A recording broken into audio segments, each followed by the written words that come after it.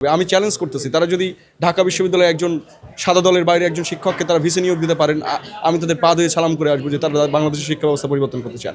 বাংলাদেশে স্বতন্ত্র বা পলিটিক্যাল পার্টিগুলোর বাইরে নির্বাচন করা খুব টাফ ম্যাটার, এবং 24-এর অভ্যুত্থানের পরে বলা যায় যে তারা যে প্রোপোগেশন থেকে, তারা যে থিম থেকে আসলে অভ্যুত্থানটা করেছিল সেটা হচ্ছে কোটা না মেধা। অর্থাৎ আমি ঢাকা বিশ্ববিদ্যালয়ের মতো একটা জায়গাতে বা বিভিন্ন বিশ্ববিদ্যালয়ের ছাত্র সংসদ নির্বাচনে কেন রাজনৈতিক পরিচয় আমাকে নির্বাচন করতে হবে? আমার একমাত্র পরিচয় হবে ছাত্র, এবং সেখানে মেধার ভিত্তিতে শিক্ষক এবং ছাত্র নিয়োগ হবে এবং তার ছাত্র নেতা তৈরি হবে।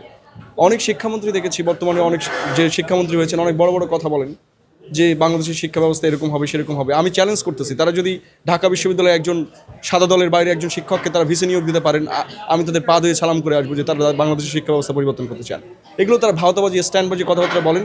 I am just a proof যে বাংলাদেশে আসলে তৃতীয় কোনো সাধারণ ব্যক্তির পক্ষে নির্বাচন করা সম্ভব নয়। এবার যারা এমপি বা মন্ত্রী হয়েছে বেশিরভাগই তাদের পারিবারিক রাজনৈতিক ব্যাকগ্রাউন্ড থেকে হয়েছে। যারা মন্ত্রী হয়েছে এটা কোটিপতিদের ক্লাব, এটা ব্যবসায়িক সমিতি, এখানে কোনো জনগণ নাই। সো আমরা কাউকে জনপ্রতিনিধি বানাতে চাই না, এটা আমাদের ফেইলিউর। আজকে ঢাকা ইউনিভার্সিটি আমাকে ভোট দেয় না, এটা I don't care about it. দেয় না, তারা ভালো কাজ করছে, they have to suffer for ইট।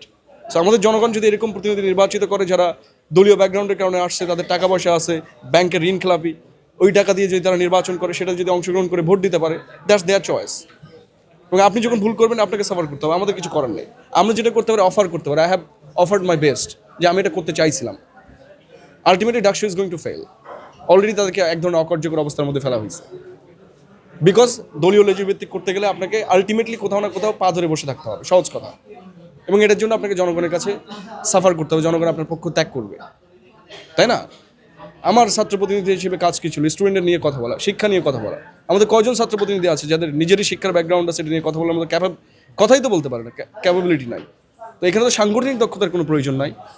ছাত্র প্রতিনিধির কি কাজ কি এমপির মতো বিল পাস করে নিয়ে আসে নাকি? কোথাও লেখা আছে? ডাকসু একটা বিলও পায় নাই। তারা নিজেই সংবাদ সম্মেলন করছে যে আজকে 1 টাকাও পায় না। আমি কিন্তু ডাকসুর সময় বলছিলাম যে ডাকসু কোনো টাকাই পাবে না, কারণ ডাকসুর গঠনতন্ত্রের ভেতরে এটা নাই। এটা তো সংবিধান না, পার্লামেন্ট না।